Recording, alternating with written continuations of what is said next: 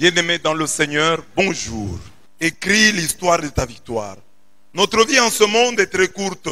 Le psalmiste le dit très bien. L'homme, ses jours sont comme l'herbe, comme la fleur des champs, il fleurit. Sur lui, qu'un souffle passe, il n'est plus. Jamais plus ne le connaîtra sa place. Psaume 103, versets 15 à 16.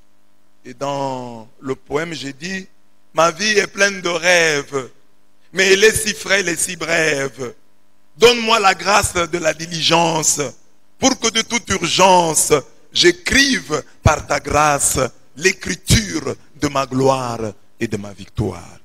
Donc, comme la vie est courte, nous devons faire diligence. Nous devons mettre de la vitesse pour écrire l'histoire de notre victoire. Jésus avait compris qu'il n'avait que très peu de temps. Il est dit lui-même. Il n'avait que très peu de temps. Et il est venu au monde avec une mission qu'il connaissait, sauver l'humanité. Et qu'a-t-il fait? Vous avez suivi dans l'évangile. Au matin de son ministère, Jésus s'est retiré au désert, poussé par l'Esprit. Et là, il a vaincu Satan. Cette victoire de Jésus au désert a déterminé toute sa vie, toute son histoire, toute son existence. Pour avoir vaincu au matin de son ministère le diable au désert, Jésus l'a vaincu pour le reste de sa vie. Et c'est ainsi que quand lui a terminé sa vie, alors qu'il n'a eu que 3 ans de ministère, il pouvait dire, tout est accompli. Et vous pouvez vous-même admirer aujourd'hui les fruits, nous tous là, qui sommes là, tous les chrétiens dans le monde, sont les fruits de 3 ans seulement de ministère. 3 ans de ministère. Avec 12 apôtres, 72 disciples, il a réussi à conquérir le monde. Quelqu'un peut négliger que les 40 jours là, c'est rien. Non, c'était important. C'était important. Il a commencé là. 40 jours, 40 nuits au désert, écrivant l'histoire de sa victoire. Et tout le reste a suivi. Sur la croix, quand il meurt, il dit, tout est accompli. J'ai accompli ma mission. La mission pour laquelle je suis venu, je l'ai accomplie. Et 2000 ans après, contemplez vous-même les fruits du travail accompli par Jésus. Même si Genèse 6, 3 nous dit que Dieu a limité notre espérance de vie à 120 ans. Donc l'homme ne vit que 120 ans. C'est ça la limite que Dieu lui a donnée. La limite que Dieu lui a imposée.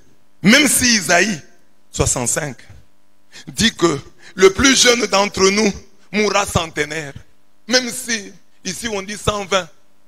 Ici on dit 100, la limite d'âge. 120, d'après Genèse 6, 3. D'après Isaïe 65, 100, le plus jeune qui meurt, il meurt centenaire. Donc 100 là c'est le plus jeune. Donc on peut aller au-delà. Mais le psalmiste persiste et signe en disant, le temps de nos années, quelques 70 ans, 80, si la vigueur y est, mais leur grand nombre n'est que peine et misère, car elle passe vite et nous nous envolons. Psaume 90, verset 10. Finalement, quelle est la limite? Genèse 6, 3, 120. Isaïe 65, le plus jeune va mourir centenaire. Mais le psalmiste dit 70 ans.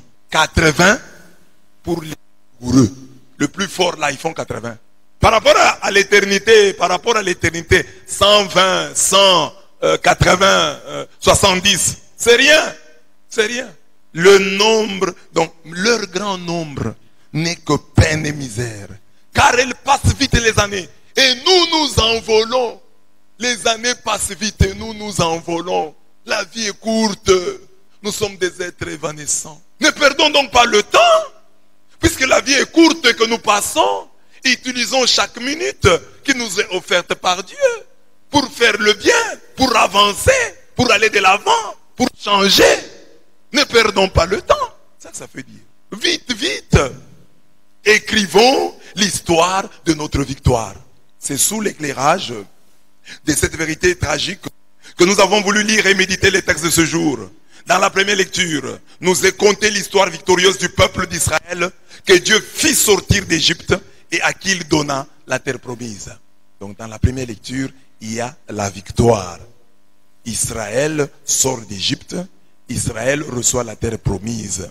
La deuxième lecture montre que l'histoire de la victoire du chrétien commence dans la parole entendue, se poursuit dans la parole proclamée et s'achève dans la parole priée. Il y a toujours histoire de la victoire. Dans l'évangile, dans un récit symbolique, raconte l'histoire des combats et des victoires de Jésus. Donc, ce texte-là de Luc 4, c'est un récit symbolique. Il veut dire quoi? Que Jésus, durant sa vie, il a rencontré ses tentations. Mais celui qui parle du désert, amen. Mais veut dire que ça a été comme ça la vie de Jésus. Elle a été faite des tentations. Jésus a été tenté au sujet de l'avoir, au sujet du pouvoir, au sujet du valoir. Mais l'écrivain sacré les dit de manière symbolique. Parce qu'il serait quand même difficile de concevoir que le diable prend Jésus, l'amène au sommet d'une église. Vous imaginez la scène? Donc le diable prend Jésus, on voit tellement, les gens sont là, ils voient Jésus sur le pinacle du temple. Jésus est en train de causer avec le diable. Le diable dit, jette-toi là-bas. Est-ce que c'est ça? Est-ce que c'est ça? Donc les gens devaient être là. Donc ça s'est fait spirituellement. C'est un récit symbolique. C'est simplement que Jésus leur a raconté ça, où l'écrivain sacré, les écrivains sacrés, les évangélistes, ont expliqué à leur manière. Parce que les tentations sont... c'est vrai. On ne doute pas que le diable sait aussi apparaître. C'est possible. Mais qu'on dise qu'on l'ait amené là-bas. Bon, c'est-à-dire c'est Jésus qui a raconté quelque chose qui s'est passé sur le plan spirituel. Il a raconté ça à ses disciples. Mais imaginez qu'il y avait des gens là-bas qui ont assisté, qui pouvaient filmer. Non, ça c'est pas. Bon. Soit ça s'est fait intérieurement, soit ça s'est fait de manière spirituelle, comme le cas de Paul. Quand Paul tombe, lui entend la voix. On dit parfois les gens n'entendaient pas. Donc lui faisait cette expérience-là seul. Mais les gens l'ont vu tomber. Mais il causait avec quelqu'un, les gens n'entendaient pas. C'était intime, intérieur, spirituel. Mais avec des choses extérieures qu'il voyait, il les voyait par terre. Alors j'ai dit, l'évangile, dans un récit symbolique, raconte l'histoire des combats et des victoires de Jésus. À la lumière de tous ces textes, nous posons les questions suivantes. Qu'est-ce que la postérité retiendra de notre passage sur cette terre? Tu meurs aujourd'hui. La postérité garde quel souvenir de toi? Qu'est-ce que tu as déjà écrit dans tes 10 ans, dans tes 15 ans, dans tes 20 ans, dans tes 30 ans? Quelle est l'histoire que tu as écrite? Est-elle une histoire de victoire ou une histoire de déboire? Quelle histoire tu es en train d'écrire? Quel que soit ton âge que tu écris, est-elle une préparation, une prophétique de la victoire? Si tu prends en considération le fait que la vie est brève, nous sommes des êtres évanescents, éphémères. Vous n'allez pas blaguer avec les minutes, vous n'allez pas blaguer avec les secondes, vous n'allez pas blaguer avec les heures, vous n'allez pas blaguer avec les jours, les semaines, les années, les mois. Non, vous allez les prendre au sérieux. Ça, tout un mois est passé, je n'ai rien fait. Tout un mois est passé, je n'ai rien sémé pour ma victoire demain. Comment oserais-je espérer la victoire si aujourd'hui les graines de la victoire pourrissent dans mes mains? Il faut les s'aimer. Qu'est-ce que la postérité retiendra de notre passage sur cette terre? L'histoire de notre vie est-elle victorieuse?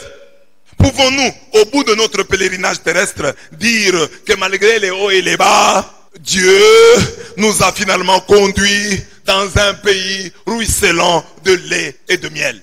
C'est ça la première lecture. Israël dit, Dieu nous a conduits, malgré les hauts et les bas, dans un pays ruisselant de lait et de miel. C'est ça. Ils arrivent à la terre promise. Ils atteignent leur objectif. Au désert, beaucoup sont morts, mais eux sont arrivés et ils chantent cette gloire. Nous sommes arrivés.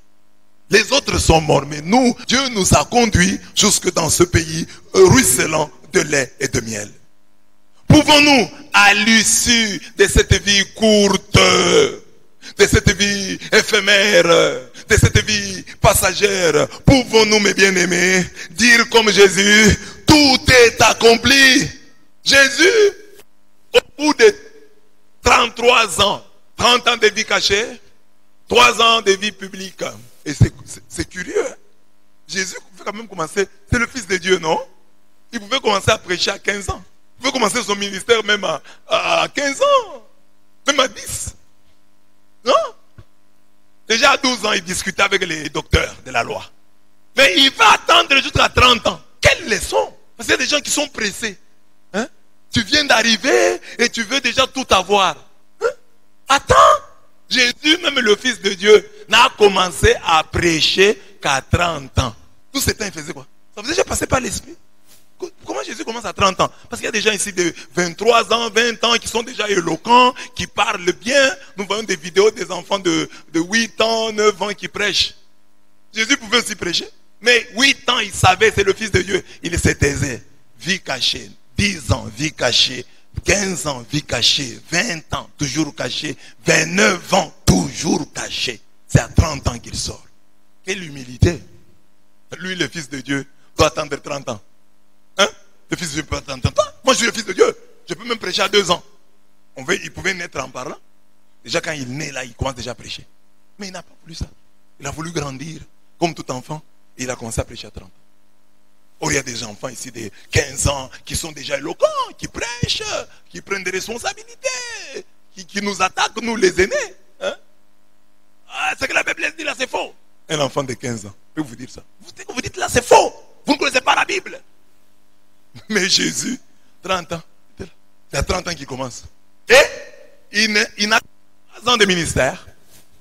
Et au bout desquels, il dit, tout est accompli. Ma mission, je l'ai accomplie. C'est pourquoi je suis venu, je l'ai fait, je l'ai réalisé. Est-ce que nous qui sommes là, nous pouvons, si aujourd'hui tu dois mourir, peux-tu en âme et conscience dire, tout est accompli? Et Jésus n'a pas seulement dit tout accompli. Hein? Lisez la prière sacerdotale. Jean 17. Il dit à Dieu, ce que tu m'as confié, je les ai gardés. S'il y a quelqu'un qui s'est perdu, seulement le fils de la perdition. Mais j'ai fait mon travail, j'étais glorifié sur la terre. C'est pas sur la croix déjà seulement qu'il dit ça. Il dit ça déjà. Hein? Il est vivant, il dit, la mission pour laquelle le Père m'a envoyé, je l'ai accomplie. D'abord, nous avons du mal à découvrir d'abord notre mission. Tu ne sais même pas pourquoi tu es sur la terre. Pouvons-nous donc, à l'issue de cette vie éphémère, dire comme Jésus, tout est accompli, Jean 19, 30. Pouvons-nous, comme Paul, dire à tous ceux qui veulent nous entendre, j'ai combattu le bon combat, j'ai achevé la course, j'ai gardé la foi, désormais la couronne de justice m'est réservée. Le Seigneur, le juste juge, me la donnera dans ce jour-là, et non seulement à moi, mais encore à tous ceux qui auront aimé son avènement. 2 Timothée 4, 7 à 8. J'ai combattu le bon combat, dit Paul. J'ai achevé la course. J'ai gardé la foi. Garderas-tu la foi? Mourras-tu catholique? Mourras-tu chrétien? Mourras-tu prêtre? J'ai gardé la foi. En dépit de tout, j'ai gardé la foi. Je meurs croyant. Malgré les vicissitudes de la vie, malgré les difficultés rencontrées, je suis resté droit dans mes bottes. Désormais, la couronne de justice m'est réservée. Le Seigneur, le juste juge. Les hommes peuvent se tromper, mais là, cette couronne me sera donnée par le juste juge. Il y a des couronnes qui nous sont données par des juges injustes. Il y a des couronnes qui nous sont refusées par des juges injustes. Et les juges injustes, ce sont tous ces hommes avec qui nous vivons, avec qui nous frayons. Ils ne nous honoreront jamais à notre juste valeur. Ils ne découvriront jamais notre véritable valeur. C'est Dieu qui seul connaît le poids de tes croix. Il n'y a que Dieu. L'homme ne peut pas savoir. Comme il y a des gens ici, tu peux avoir ton grand frère qui n'a pour salaire que $300. C'est ça son salaire mensuel. Ça veut dire que s'il travaille pendant 30 jours, Si on les paye pour 30 jours, donc, il gagne par jour combien? 10 dollars. Or, il est arrivé qu'il t'a déjà donné 50 dollars. Il t'a donné déjà 60 dollars. C'est plus que la dîme. Il a payé pour toi les Minerval. Pourquoi tu vas dire non, c'est rien? Mais il a 300 dollars. Et il te donne 20 dollars. Il te donne 10 dollars. C'est toute une journée de travail. Il s'est réveillé le matin. Il s'est lavé. Il est parti. Il est resté au bureau ou sur ce chantier-là. Des heures et des heures. Et ça, toute la journée là, il a travaillé pour toi. Toi qui reçois les 10 dollars que tu méprises là. C'est toute une journée de travail qu'il t'a offerte. Et là, c'est rien. Toi, qu'est-ce que tu m'as fait donner ces 10 dollars là? C'est ma journée de travail. Ne regardez pas l'argent en tant qu'argent. Regardez argent en termes de temps. Cet homme-là, comment il a fait pour avoir ça? Non, il ne m'a rien donné. Vous avez fait quoi pour moi? Ah, seulement pour vos 10 dollars là. Mes 10 dollars là, c'est une journée de travail. Hein? Une journée de travail. Alors maintenant, s'il paye pour toi les Minerval, 250 dollars, il a travaillé tout un mois pour toi. Et toi, tu es ingrat. Parce que les hommes ne réfléchissent pas comme ça. Ils vont dire, ah, il a d'autres sources. Il y a personne qui va réfléchir en disant, ah non, vraiment, il s'est sacrifié pour moi. Et non, rien. Je revenais de Kananga, j'ai vu des gens, j'avais de la peine. J'ai vu des mamans, maman et ses enfants, avec du maïs, sur un vélo. Maman vient payer la dîme ici. Cette maman-là, mais ce monsieur-là prend ça tout seul, dans les montées, dans les descentes, dans les montées, dans les descentes. Hein? Mais ces gens-là, ils font ça. Maintenant, la femme, à la maison, ses papas là peut lui amener à manger. Il n'y a que Dieu. C'est ainsi que lui peut dire dans la parole, il dit, celui qui donnera à l'un de ses petits un seul verre d'eau fraîche aura sa récompense. Il y a, hein, le bien que nous faisons, leur valeur éternelle, il n'y a que Dieu qui le connaît.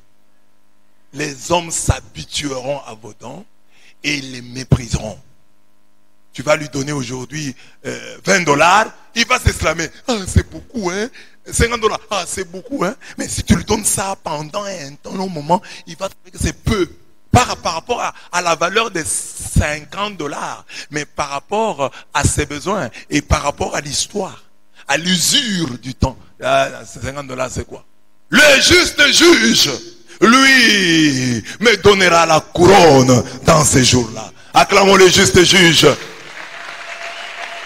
Il y a un juste juge qui va te donner la vraie couronne. Qui va te donner la vraie couronne. Il n'y a que Dieu qui connaît le vrai poids de nos croix.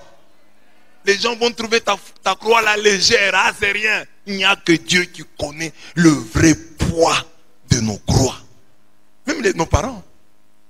Regardez comment nos parents nous ont élevés. Nous étions à 9, nous étions à 10. Aujourd'hui, maman est restée seule. Papa est resté seul. Ou ils sont tous deux là. Mais nous les 10 là, les 12 là, nous n'arrivons pas à leur donner. Vous pouvez trouver votre maman n'a pas de boîte de lait. Et pourtant vous êtes à 10.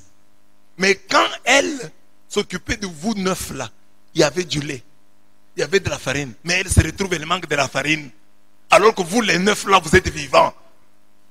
Pour l'aider, elle qui est seule, qui est restée seule, lui qui est resté seul, vous les 10 là, vous n'y arrivez pas. Chacun pense que non, le grand frère va lui envoyer, la petite soeur va lui envoyer. Et finalement, il se retrouve sans rien. Il n'y a que Dieu qui connaît les sacrifices de nos parents. Leur poids. Nous ici, bon, on va toujours mépriser. Ah, je lui ai donné le mois passé 100 dollars. Maman, le mois passé, je t'ai donné 100 dollars, non? Ah bon? 100 dollars, c'est quoi? Pour une mère qui t'a élevé, qui s'est sacrifiée pour toi. C'est quoi? À la lumière de ces questionnements, nous disons que le carême, c'est une période de 40 jours que Dieu donne à chacun afin qu'il écrive ou réécrive l'histoire de sa victoire. Donc Dieu nous donne 40 jours. Je dis, voilà, vous avez 40 jours. Chèque en blanc. Vous avez mis un faux chèque, un faux chiffre, un mauvais chiffre sur votre chèque en blanc, sur le blason que je vous ai donné. Maintenant, je vous donne l'occasion. Encore voici un autre chèque en blanc. Écrivez le chiffre de votre destinée. Écrivez le chiffre de votre destinée. Réécrivez votre histoire. C'est pendant les 40 jours. J'ai dit, Jésus a fait ça. Pendant 40 jours, il s'est retiré. Il a préparé toute sa destinée. Et après les 40 jours, il est sorti maintenant. Ah, il a commencé son ministère. Il reçoit le baptême.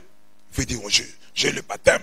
En ce temps-là, après son baptême, Jésus, rempli d'Esprit Saint, quitta le bord du Jourdain.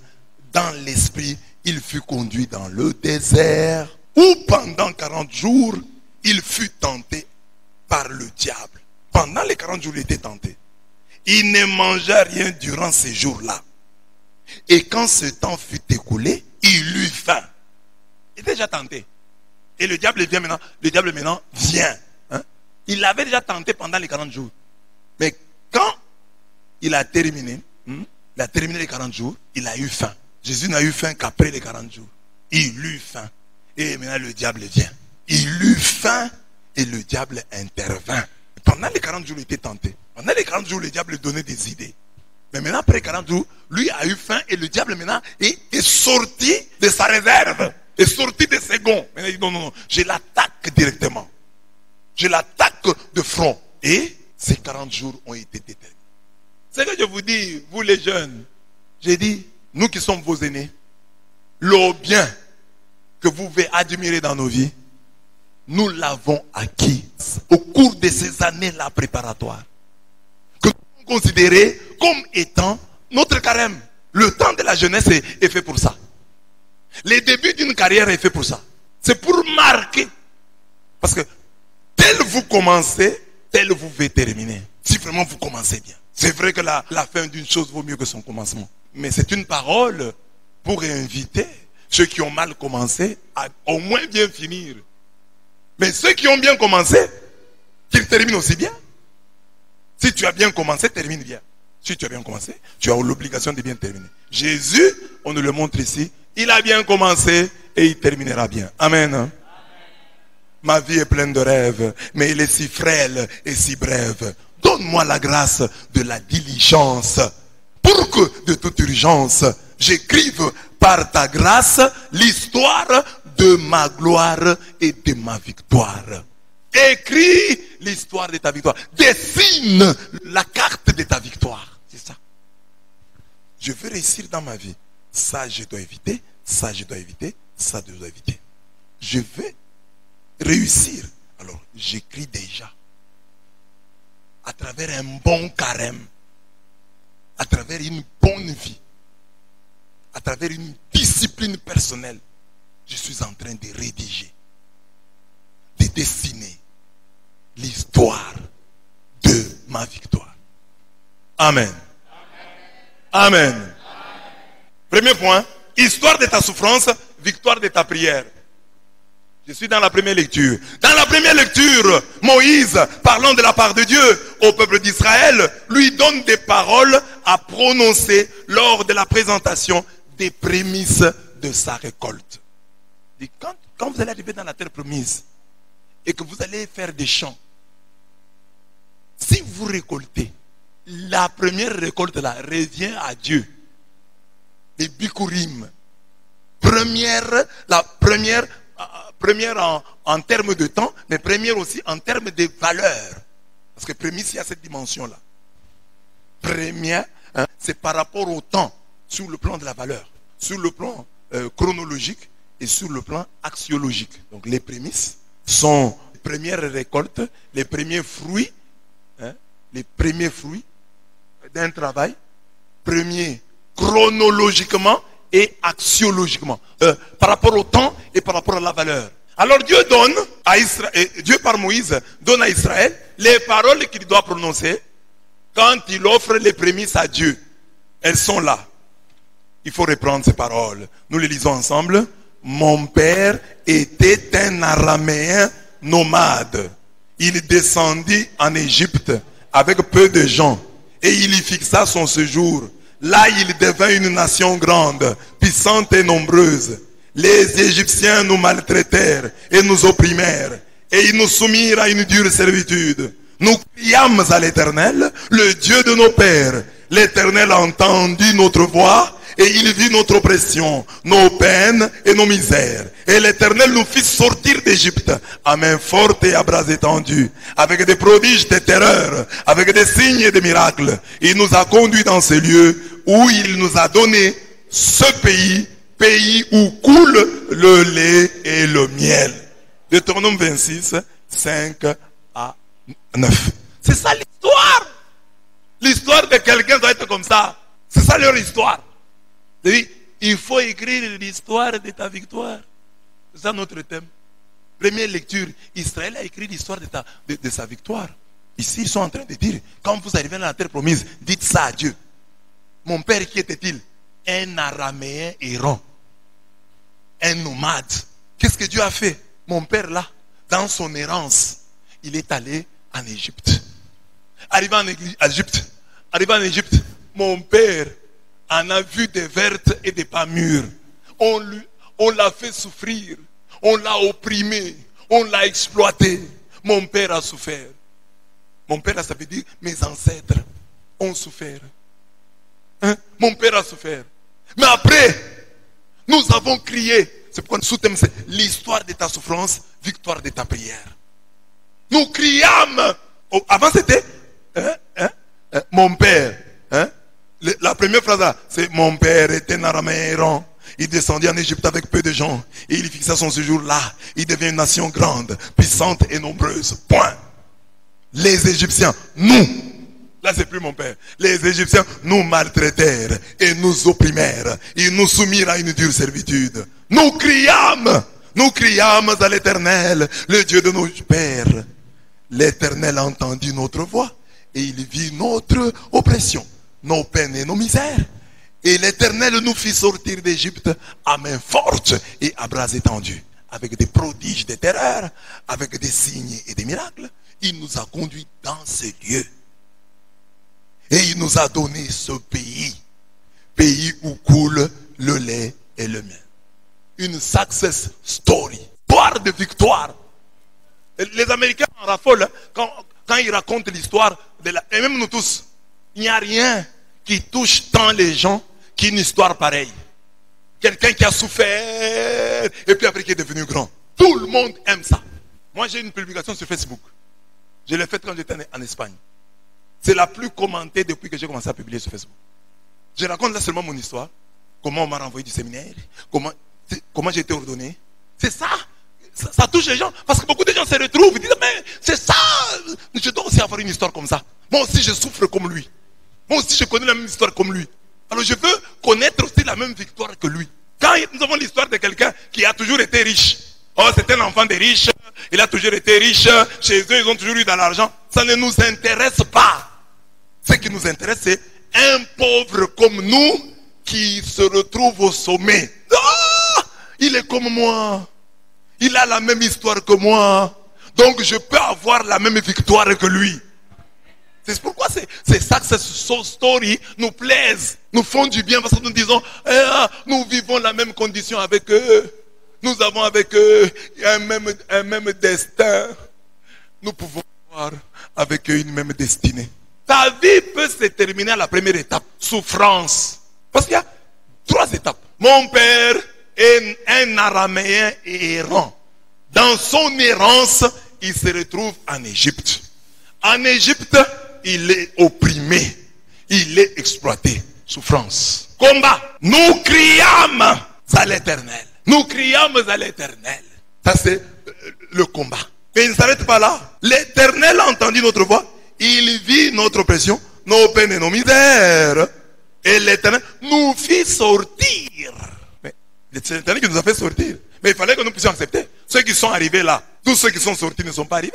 Beaucoup sont morts au désert. Ceux qui manquèrent de foi moururent au désert. Leurs cadavres jonchèrent le désert. Donc, il n'y avait pas que la prière, l'obéissance, l'effort, le courage, la foi. Il fallait accepter que Moïse, ce bègue, allait nous amener vers un pays où ruisselle le lait et le miel comme il nous l'a promis. Il fallait être courageux pour l'accepter. Donc ils n'ont pas fait que prier.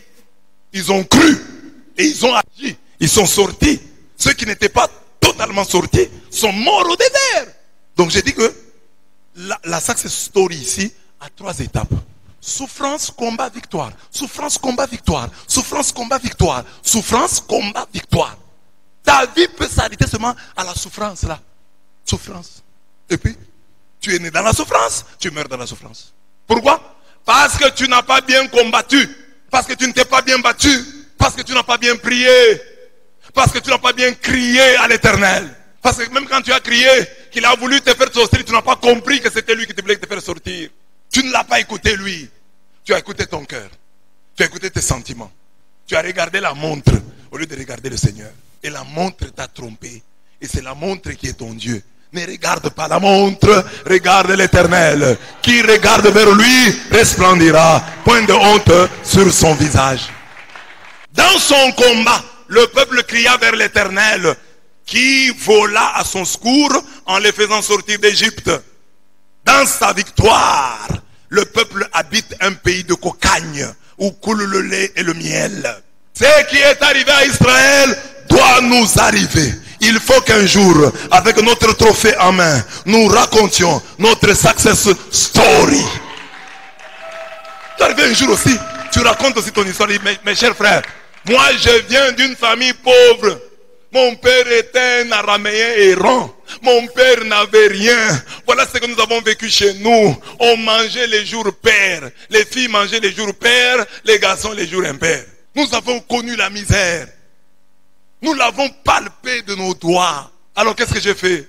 Je me suis dit, voilà, je commence ceci. J'ai commencé. Au début, les gens m'ont découragé. Les gens m'ont découragé. Mais j'ai persévéré, mes bien-aimés. Voilà ce que je suis aujourd'hui. Je suis ceci, je suis là. Les gens, tous les pauvres de la terre, tous ceux qui ont la même histoire que toi, vont vouloir avoir ta victoire. C'est ça que tu es venu sur terre. Pour que ta success story aide les autres. Ton histoire de victoire, ton histoire faite de succès puisse aider les autres. Si tu as une histoire à raconter aux gens, tu as une histoire à raconter aux gens. Tu as l'histoire de ta souffrance. Tu vas commencer à raconter l'histoire du début à la fin. Elle commence par la souffrance et se termine par la souffrance. Si tu as une histoire qui se termine par la gloire. Oh, j'étais comme ça, j'ai souffert, mais voilà. Oui, il y en a qui ont une histoire de gloire depuis toujours. Oh, oui, mon père avait toujours de l'argent. Chez nous, on ne manquait de rien. Voilà. Même aujourd'hui, c'est l'argent de papa là que nous continuons à manger. Nous n'avons pas besoin de cette histoire-là. Ça nous dit, va raconter ça aux enfants des riches. Allez vous raconter ça entre vous. Nous sommes les enfants des pauvres. Nous voulons des histoires comme ça. Mon père était un araméen errant. Et c'est ce que ton père est véritablement. Un locataire, c'est un araméen errant. Dis à ton voisin là, dont le papa est locataire. Dis, ton père est un araméen errant. Les enfants des araméens errants, nous sommes là. Il y en a même sans métier fixe. Araméen errant. Araméen errant. Et ici, il donne la clé d'abord. Il dit, Israël c'était un peuple de la foi.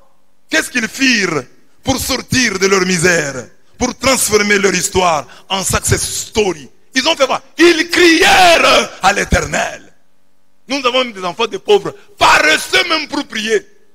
Parce qu'un enfant de pauvre, on peut quand même dire, on peut le traiter de tous les mots, mais pas quand même dire qu'il est paresseux dans la prière. Paresseux dans la prière, paresseux dans le travail.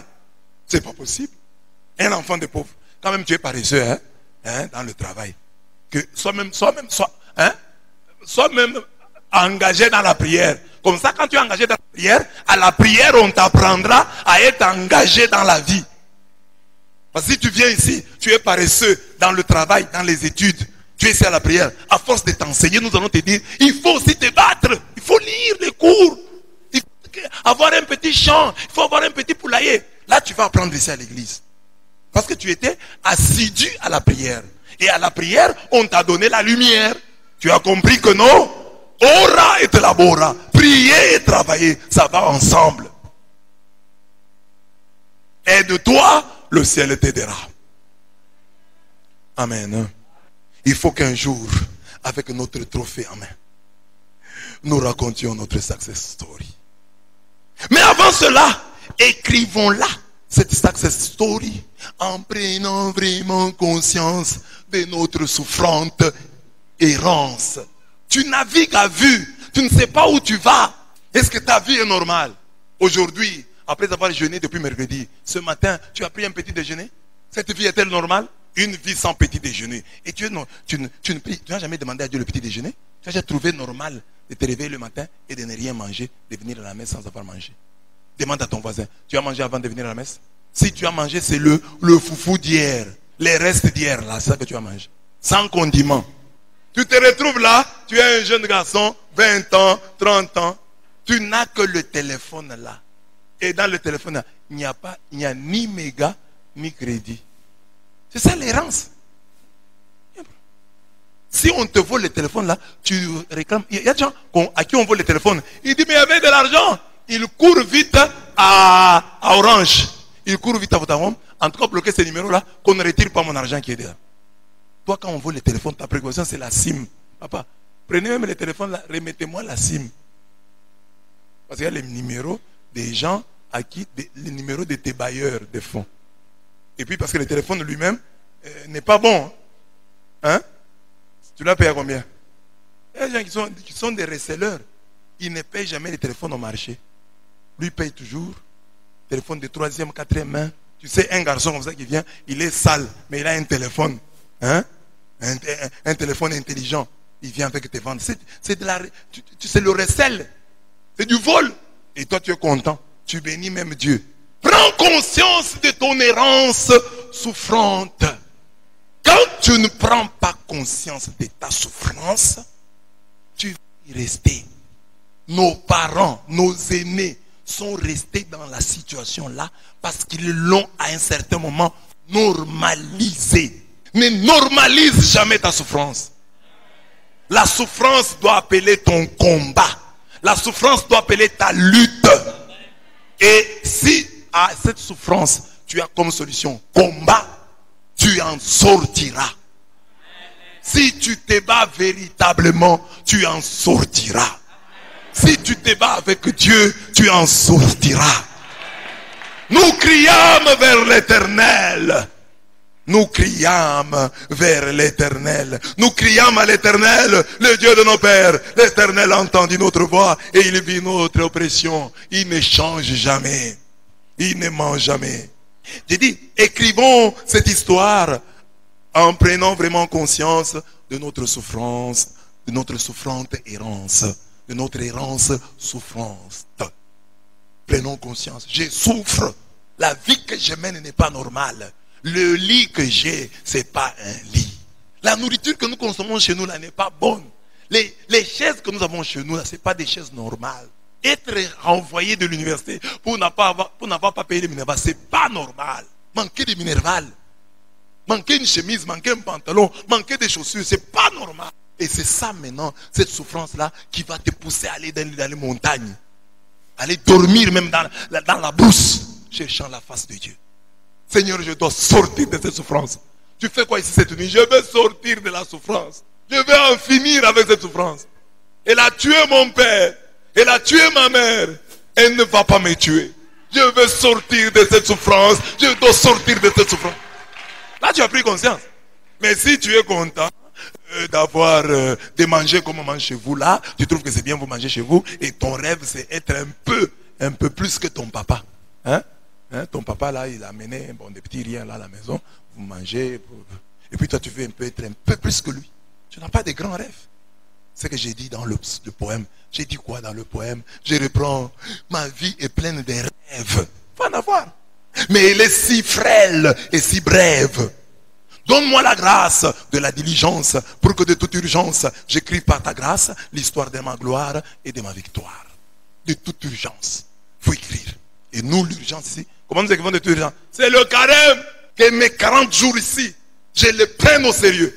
Ils me sont donnés pour que je les utilise à bon escient pour écrire l'histoire de ma victoire, pour écrire ma success story. Donc je ne blague pas avec ces jours. Je ne blague avec aucun de ces jours. Je lutte pour faire le meilleur carême de ma vie, afin qu'à l'issue de ce carême, descendant de la montagne, mon visage brille comme celui de Moïse. Écrivons-la avec la sueur de notre travail. Je l'ai déjà dit. et avec notre lutte politique, sociale. Il y a des gens qui disent, ah non, on va seulement prier. Oh, Abbé Blaise, tu es l'homme de Dieu. Toi, non. Les Juifs, et Dieu n'est pas bête, hein, que l'histoire d'Israël là, il y ait Pharaon. Pourquoi dans l'histoire qui a formé Israël, il y a Pharaon? C'est pour dire que la souffrance de l'homme sur la terre est aussi le fait de Pharaon. Tu ne peux pas prier sans penser à Pharaon. Pharaon ne fait que penser à toi. Comment t'exploiter, comment te voler. C'est ça le travail de Pharaon. Donc tu crois que Pharaon est préoccupé? Pharaon a besoin de gens qui vont travailler pour lui et à qui il va donner un salaire de misère. C'est ça son problème. Alors toi tu vas dire, ah moi je vais seulement prier Dieu. Dieu va dire, il y a un Pharaon.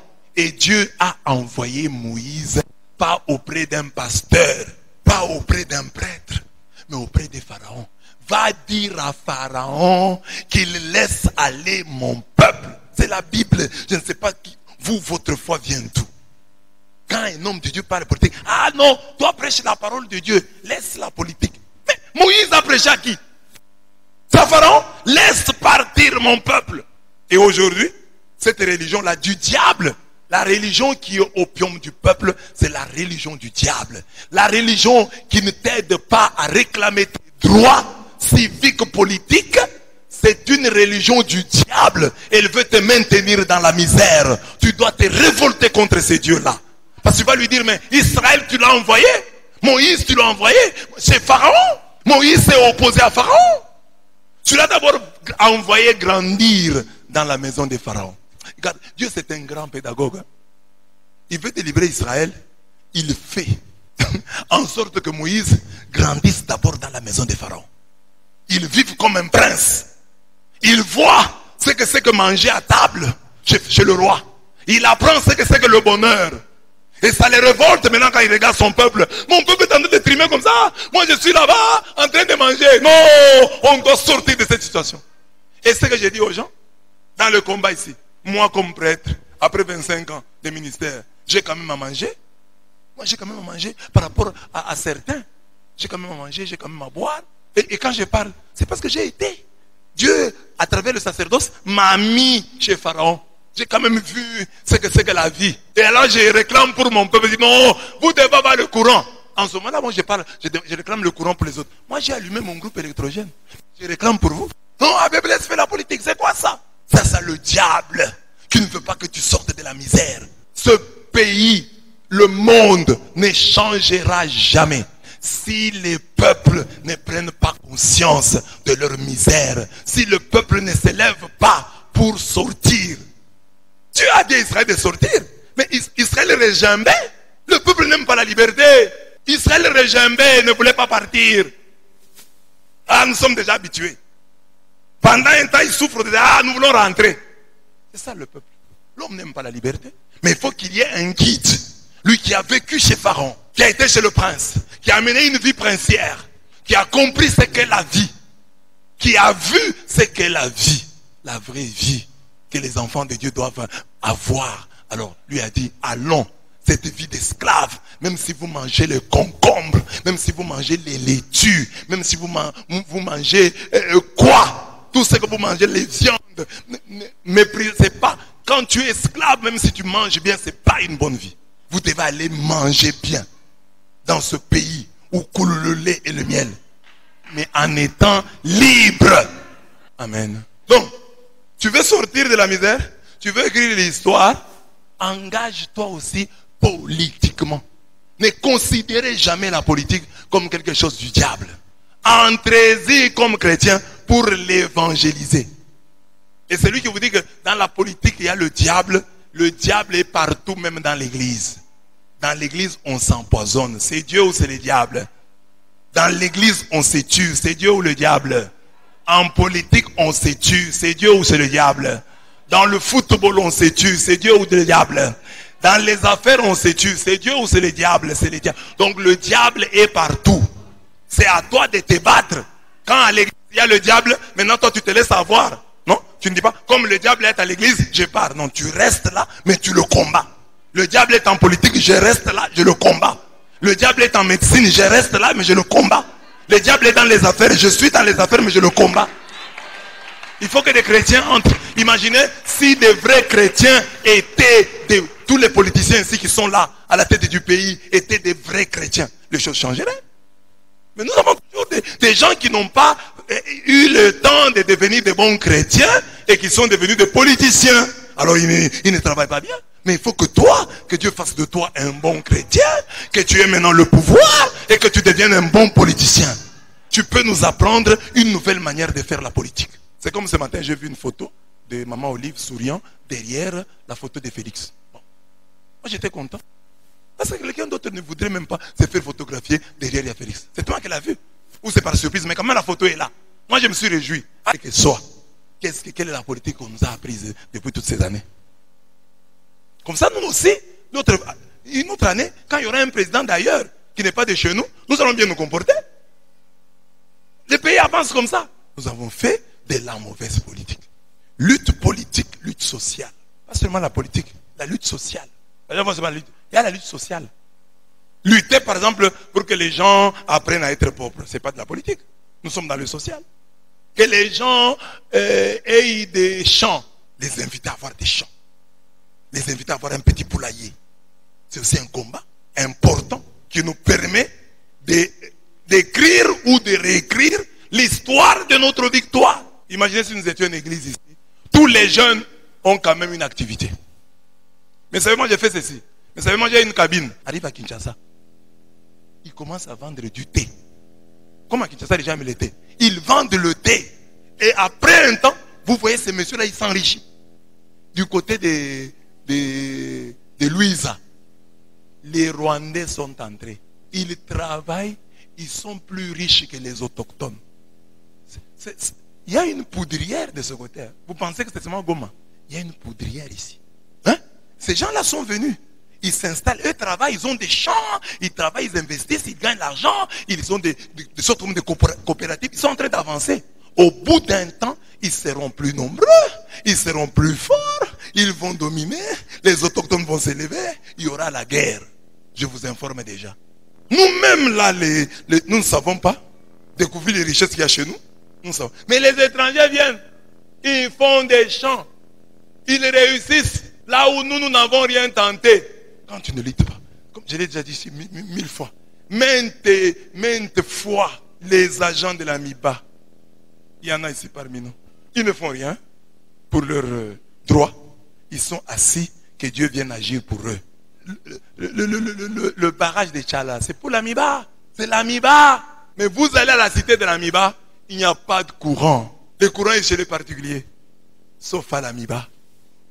Et les travailleurs de la MIBA sont calmes, paisibles, heureux dans leur malheur, contents de leur souffrance, habitués à la misère. Comment Dieu va vous délivrer? Ces gens ici, Dieu les a délivrés parce qu'ils crièrent. Mais tu ne cries pas, comment Dieu va t'entendre? Ils crièrent, c'est-à-dire, ils prirent conscience de leur misère. Ce n'est pas normal. Nous devons... Ils ont crié. Toi-même quand tu pries comme un homme rassasié. Écrivons l'histoire de notre victoire avec l'encre de notre persévérante vie de prière. J'ai refusé de mettre de notre persévérante prière, non. Je mets de notre persévérante vie de prière. Car ce que Dieu nous demande, ce n'est pas des prières. Dieu ne nous demande pas de faire des prières. Dieu nous demande d'avoir une vie de prière. C'est deux choses totalement différentes. Faire des prières, tu les fais de temps en temps. Faire des prières, tu les fais ici quand nous sommes tous ensemble. Mais avoir une vie de prière, tu pries quand même, je parle là. Tu es en train de prier parce que tu as une vie de prière. Il suffit qu'une parole sorte de ma bouche. Toi, dans ton cœur, tu dis, Seigneur, que cela se réalise pour moi. Tu es en train de prier. Tu n'as pas besoin que moi je te dise, maintenant prions. Non, tu pries déjà. Parce que tu ne fais pas de prière, tu as une vie de prière. Une vie de prière, des jeûnes et de partage. Le jeûne, c'est la prière en mode insistance. Le partage, c'est la prière en mode insistance. Quand un chrétien veut insister auprès de Dieu, il insiste avec le jeûne et avec l'aumône. Ce sont les deux ailes de la prière. La prière, c'est comme un oiseau, un messager qui doit prendre ton message et l'amener à Dieu. Si à ta prière, tu ne mets pas le jeûne, tu ne mets pas l'aumône, c'est comme un oiseau sans ailes. Il ne va pas voler. C'est ainsi que tu vois tes prières traînent. L'oiseau, au lieu de voler, est en train de marcher. Il va arriver avec ta requête quand? Ta prière est un oiseau. Il a des pattes pour marcher. Mais l'oiseau, c'est un animal volant. Ces deux ailes sont le jeûne et l'aumône. Si tu ne fais que prier, tu as un oiseau avec des pattes. Il est en train d'aller avec ta prière au ciel. Je ne sais pas si on peut aller au ciel à pied. Au ciel, on y va en volant. Tu as une prière sans ailes. Et c'est pourquoi tu n'as pas de réponse. Depuis que tu as envoyé ton oiseau là, il est là-bas. Depuis que tu l'as envoyé, il ne fait que marcher pour monter. Il veut monter aussi. Il va monter par où? Il y a un escalier? Il y a une échelle? Non. L'oiseau a besoin des ailes. Les ailes de l'oiseau nommé prière, c'est le jeûne, c'est l'aumône. Beaucoup de chrétiens connaissent la prière, ignorent le jeûne. Beaucoup de chrétiens connaissent la prière, un peu le jeûne, mais très peu l'aumône. L'aumône, c'est ce que tu donnes aux pauvres. C'est une aile qui permet à l'oiseau qui est ta prière de voler jusqu'au plus haut des cieux et d'amener ta requête en présence de l'Éternel. Amen. Beaucoup de chrétiens donner l'aumône, ça ne leur dit rien. Là, l'argent dit, je viens de la prière. J'ai dit ici, pendant le temps de carême, nous avons des pauvres ici. Moussoungaï et Apollos. Ce sont nos gens qui doivent être gâtés pendant ces temps. Il faut que tes mamans, au lieu de penser aux prisonniers, je vais aller donner à la prison. Nous avons 2 prisonniers là-bas. Après avoir pris conscience de notre souffrante errance, après avoir écrit avec la sueur de notre travail et de notre engagement socio-politique, c'est après avoir écrit avec l'encre de notre persévérante vie de prière, de jeûne et d'aumône, que nous pourrons parler du lait et du miel qui coulent dans le pays et que nous mangeons allègrement. Prenons conscience de notre misère, luttons de toutes les fibres de nos cœurs contre cette misère à travers le travail, l'engagement sociopolitique. Ayons une vie de prière persévérante, une vie de jeûne persévérante, une vie d'aumône persévérante. Avec une telle vie et un tel engagement sociopolitique, un tel travail, une telle prise de conscience, nous allons à coup sûr sortir de la misère, écrire une belle page de notre histoire. Un chapitre, le dernier de notre vie, intitulé Victoire. Tu peux écrire l'histoire de ta vie si tu crois en cette parole. Si malgré nos misères, nous continuons à vivre encore, c'est parce que chacun de nous, comme le vieux Simon, proteste haut et fort et dit, non, je ne mourrai pas, je vivrai et je raconterai les œuvres du Seigneur. C'est ça, le cri d'un homme. Je ne peux pas mourir sans raconter les œuvres de l'Éternel. Je ne peux pas partir maintenant. Je ne peux pas mourir dans ces conditions. Je ne peux pas mourir dans ces conditions. Je dois d'abord raconter les œuvres du Seigneur. Je dois me tenir devant l'assemblée des hommes de Dieu, des enfants de Dieu, leur dire, Dieu a agi dans ma vie. J'ai une success story. J'ai une histoire victorieuse. Je suis le fils d'un araméen errant. Regardez d'où Dieu m'a pris et où il m'a amené. Ah, tu peux mourir. Tu as raconté l'œuvre du Seigneur. Est-ce que moi, quand j'ai grandissé, je me voyais un jour à New York? Mes bien-aimés, je suis à New York. Champs-Élysées en France. Oh, les chutes de Niagara au Canada. Je suis là devant les chutes de Niagara. Tu peux venir ici, on te fait rêver. On te fait rêver. Waouh, donc c'est ça la vie. C'est ça la vie. Mais les jeunes là, je leur apprenais. On faisait même on sortait même. Allons de l'autre bord. On sortait même à l'église. Hein? Mais tous ces jeunes là sont sortis. Hein?